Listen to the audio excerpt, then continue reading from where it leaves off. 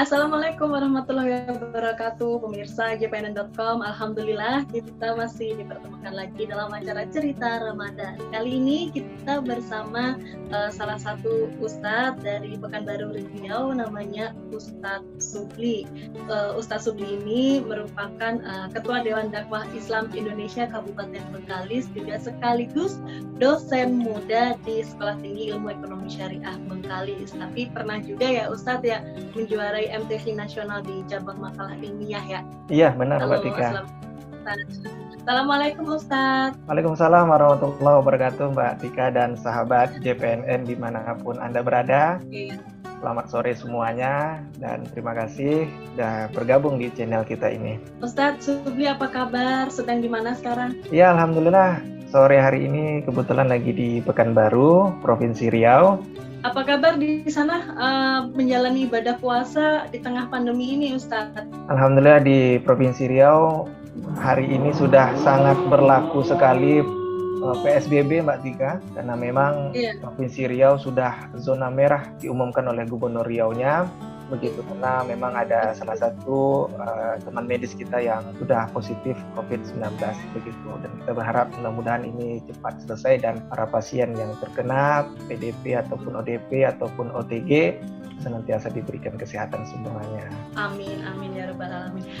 Ustadz, perbedaannya saat PSBB sama sebelum PSBB di tengah bulan puasa seperti apa Ustadz? Iya, sebelum PSBB memang khususnya di Pekanbaru aktivitas sangat luar biasa padatnya, karena memang di sini pusat ibu kota daripada Provinsi Riau. Riuhnya luar biasa karena memang Riau itu asal katanya riuh. Riuh itu tempat orang di mana beraktivitas. Sangat pesat sekali perkembangan di Provinsi Riau. Tapi berbeda dengan tahun ini, di suasana pandemi COVID-19 ini semuanya dalam keadaan sepi dan hampir mayoritas mereka di rumah saja, dan bahkan kalau ada yang melanggar aturan, kalau keluar tidak ada kepentingan tanpa membawa masker, kemudian tanpa ada jarak yang sangat dibatasin, maka ada sanksi yang diberikan oleh pemerintah Kota Pekanbaru itu sendiri. Di tengah PSBB ini kan pemerintah meluncurkan peraturan agar umat muslim menjalankan ibadah puasa dan juga ibadah lain di dalam rumah. Bagaimana tentang anjuran menurut Ustadz, anjuran ini Ustadz? Sebenarnya apa yang dilakukan oleh pemerintah kita, mulai dari pusat sampai juga daerah, untuk memberikan kenyamanan bagi masyarakatnya itu sudah sangat baik. Dan itu diperkuat oleh ulama kita. Maka kita sebagai masyarakat tidak boleh menentang apapun yang diberikan keputusan oleh pemerintah pusat. Kenapa? Karena memang sejauh ini apa yang dilakukan oleh pemerintah pusat itu semua mengakomodir kepentingan daripada masyarakatnya, khususnya umat Islam begitu. Coba kita perhatikan, apa ada hal-hal yang tidak diakomodir oleh pemerintah? Semuanya diakomodir. Orang misalnya mau pergi ibadah haji, itu pemerintah pusat atau pemerintah hadir untuk memberikan pelayanan terbaik, prima bagi jamaah yang melaksanakan ibadah haji dan umroh. Tidak ada sedikit pun pemerintah mengkerdilkan masyarakatnya, melarang masyarakatnya untuk datang ke masjid atau musola atau surau untuk melaksanakan ibadah sholat secara berjamaah, tidak ada. Maka pemerintah berkomunikasi kepada siapa? Kepada Majelis Ulama Indonesia. Dalam bentuk apa? Fatwa. Maka saya pendapat sekali menurut para ulama menyebutkan bahwa di pandemi ini kalau ada orang melakukan ibadah di rumah, maka itu adalah perbuatan sunnah yang diajarkan oleh Nabi SAW.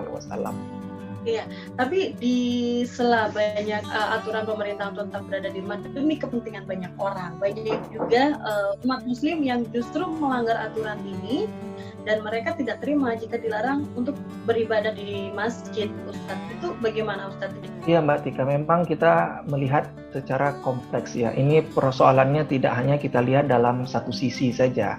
Kalau misalnya dalam sisi agama, kita jelas hadis Nabi SAW ketika dalam keadaan normal, maka Rasul menyuruh bahkan mewajibkan bagi laki-laki untuk sholat secara jamaah di masjid.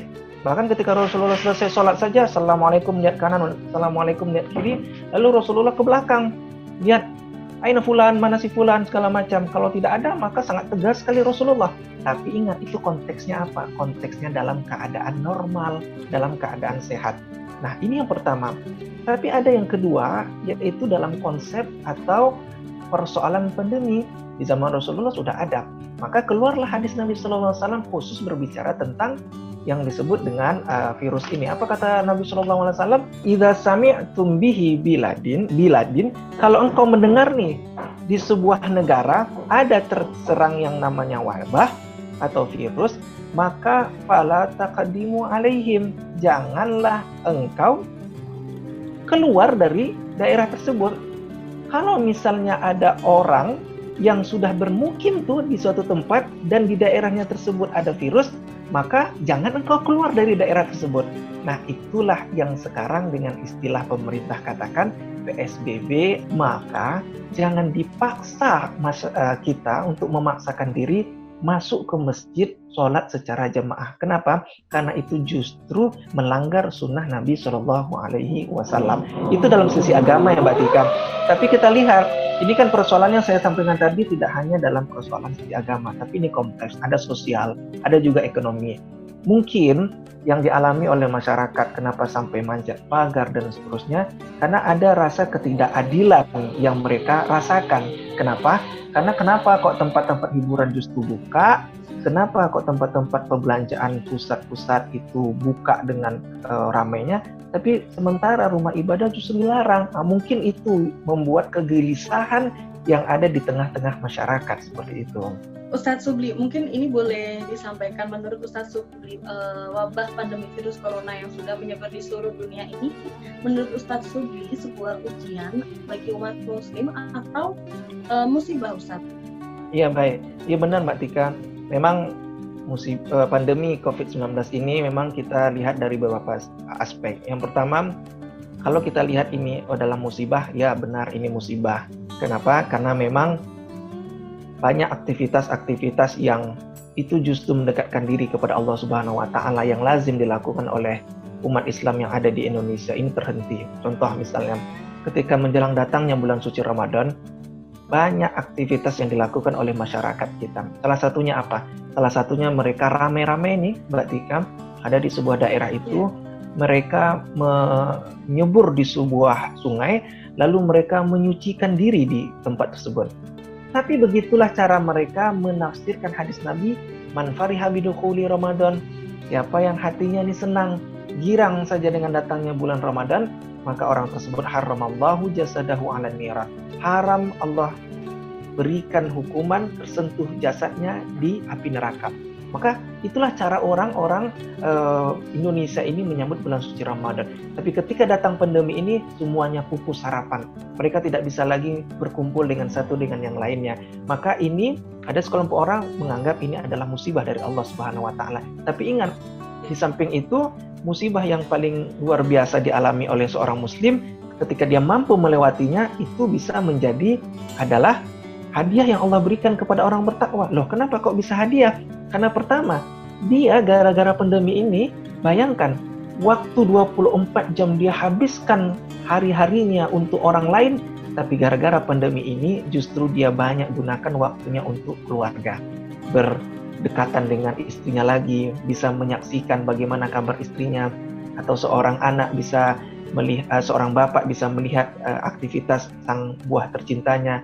Allah mengajarkan kepada Luqman tentang anaknya untuk senantiasa yang namanya ada interaksi komunikasi satu dengan yang lainnya antara bapak dengan anaknya.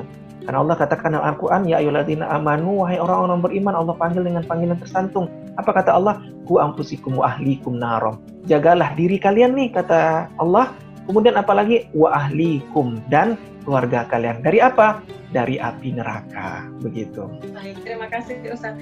Ustadz, lalu bagaimanakah ketika kita masih dilarang sementara untuk beribadah berjamaah di masjid? Lalu bagaimana cara umat muslim untuk bisa memakmurkan masjid di sela pandemi ini, Ustadz? Baik, kalau ada pepatah dulu menyebutkan banyak jalan menuju Roma, kalau saya katakan banyak jalan menuju Mekah. Kalau seandainya masjid, surau, musola itu untuk sementara tutup, maka banyak cara kita untuk memakmurkan masjid, surau, dan musola tersebut. Salah satunya apa? ketika kita memiliki sebagian rezeki kita, maka disitulah peran kita untuk memberikan sebagian rezeki kita kepada masjid, musola atau surau tersebut. Kok begitu caranya? Iya, karena kita tidak bisa lagi datang untuk sementara sholat secara bersama-sama. Yang kedua ada lagi nih Mbak Dika, walaupun ditutup, kita kan sebenarnya ini tidak boleh berkumpul nih persoalannya. Tapi ingat, azannya tetap dikumandangkan. Ini yang salah kaprah di tengah masyarakat adalah mereka justru menstopkan 24 jam azan dan iqamah. Ini yang keliru di tengah masyarakat. Sholat jamaahnya itu tetap kita tiadakan untuk sementara karena di situ berkumpul, dikhawatirkan nanti ada penyebaran. Tapi ibadah yang namanya azan, tadarus yang dilakukan 1, 2, ataupun 3 orang itu tetap harus diadakan di masjid, musola, dan surau. Kenapa? Karena jangan sampai musola dan surau atau masjid tersebut sepi dari ayat-ayat Allah. Nah, inilah cara-cara sederhana yang kita lakukan untuk tetap memakmurkan masjid, musola, atau surau di tengah pandemi COVID-19 ini.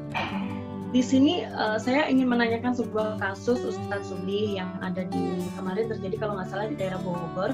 Itu ada namanya YouTuber bernama Ferdian Paleka. Dia bermain prank dengan mengisi kotak sembako dengan sampah dan juga makanan busuk dari tempat sampah dan batu seperti itu.